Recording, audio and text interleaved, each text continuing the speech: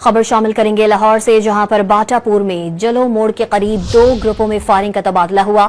जद में आकर 2 अफराद हलाक जबकि तीसरा जख्मी हो गया। मकतूलीन में 34 साला सैफ असलम और 25 साला अरसलान इकबाल शामिल हैं। जख्मी की शनाख्त मुरसलीन के नाम से हुई। पुलिस के मुताबिक दोनों फरीकैन आपस में सौतेले भाई हैं। झगड़ा जायदाद के तनाज़े पर हुआ। खबर शामिल करेंगे लाहौर से, जहां पर बाटापुर में जलो मोड़ के करीब 2 ग्रुपों में फायरिंग का तबादला हुआ।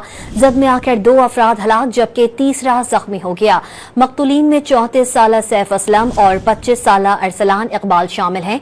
जख्मी की शनाख्त मुरसलीन के नाम से हुई। पुलिस के मुताबिक दोनों फरीकैन आपस में सौतेले भाई हैं। झगड़ा जायदाद के तनाज़े पर हुआ। खबर शामिल करेंगे लाहौर से, जहां पर बाटापुर में जलो मोड़ के करीब 2 ग्रुपों में फायरिंग का तबादला हुआ। जद में आकर 2 अफराद हलाक जबकि तीसरा जख्मी हो गया।